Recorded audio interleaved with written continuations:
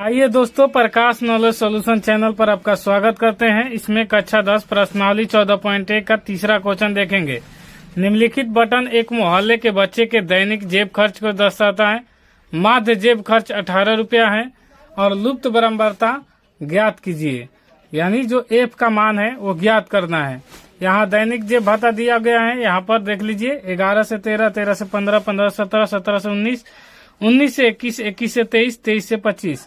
जबकि बच्चों की संख्या दिया गया है 11 से 13 में बच्चे 7 हैं और 13 से 15 में 6 हैं और 15 से 17 में 9 है और 17 से 19 में 13 है, 19 से 21 में एफ है। यही हमको निकालना है कि यहाँ पर कितना बच्चा है। तो एफ का मान आ जाएगा तो हमें एफ मिल जाएगा। उसके बाद करा 21 से 23 में 5 है, 23 से 25 में 4 है। तो आइए पहले इसका टेबल देख। जो टेबल में दिया है उसे लिख लिए हैं। यहाँ पर आपको दैनिक जेब भत्ता रुपया में और बच्चों की संख्या एफ दिया है और इसी एफ का मान निकालना है।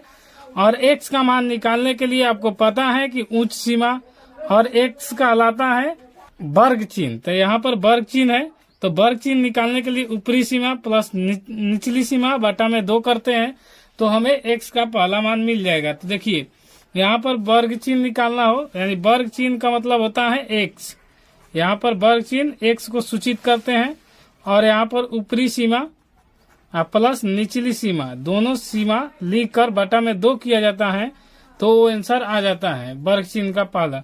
तो जैसे इसका निकालना होगा यहाँ एक्स का मान तो 13 प्लस 11 कर लीजिए, उसके बटा में 2 कर लीजिए। तो 13 11 जोड़ेंगे तो 24 हो जाएगा और बटा में 2 करेंगे तो यहाँ पर आ जाएगा 12।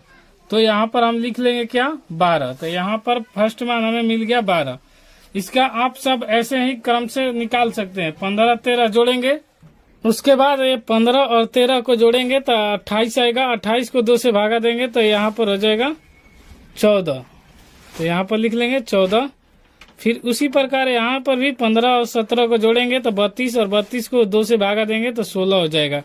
इसी प्रकार यहाँ पर 2-2 का अंतर है तो 2-2 का अंतर आएगा। 16 हो गया तो यहाँ पर 18 आ जाएगा।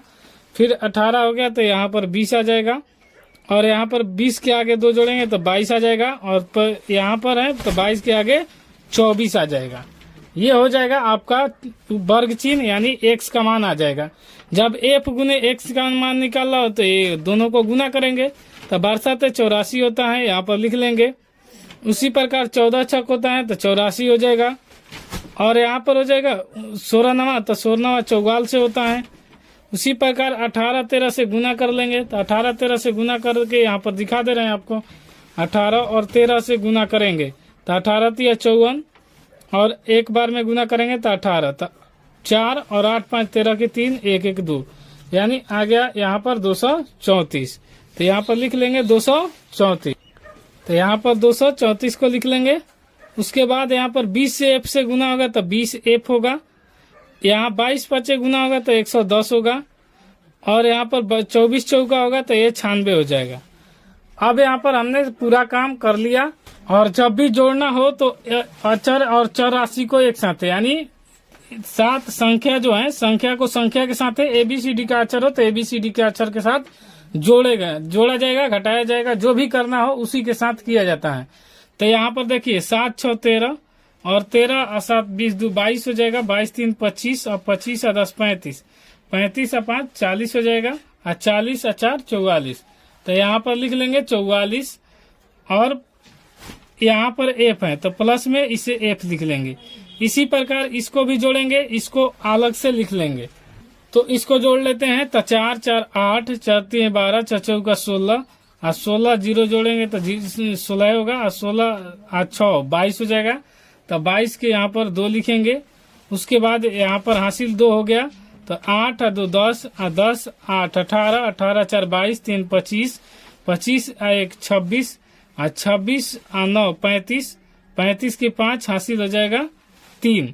तो 3 और 1 4 4 2 6 6 1 7। तो यहाँ पर 752 और प्लस में हो जाएगा 20 एफ क्योंकि वो 20 एफ अलग से रहेगा क्योंकि अलग के साथ हो गया। अब इसका हम फॉर्मूला जानते हैं कि माध्य बराबर होता है कुल प्रेक्षणों का योग बटा में कुल संख्या। तो यहाँ पर माध्य को एक्स से सूचित किया जाता है तो सिग्मा एफ एक्स बटा में होता है सिग्मा एफ। तो यहाँ पर सिग्मा एफ एक्स का मान यहाँ पर देखेंगे तो एफ एक्स का मान यहाँ पर आया है ये वाला, तो 752 बटा में क्या लिखेंगे यहाँ पर 752 प्लस 20 एफ बटा में आया है सिग्मा एफ 44 प्लस एफ, तो इसको लिख लेंगे 44 प्लस एफ। और इसमें देखिए यहाँ पर माध्य का मान माध्य जेब खर्च 18 रुपया है, तो यहाँ पर माध्य की जगह का लिख देंगे यहाँ पर 18।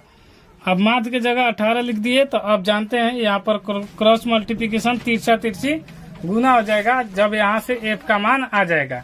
तो आइए पहले इसे गुना कर लेते हैं, 44 प्लस एफ और ये हो जाएगा गुना 18 बराबर में हो जाएगा 752 प्लस 20 एफ और ये गुना में हो जाएगा 1, यहाँ पर है 1, तिरछा तिरछी गुना होता है और इसके साथ तो 1।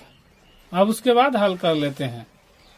अब उसके बाद हम गुना करेंगे तो 18 से 44 से गुना करेंगे, तो यहाँ पर गुना करके दिखा दे रहे हैं 44 से 18 से आपको 8 चौका 32 की 2, 8 चौका 32 और 3 35 यहाँ पर हासिल हुआ।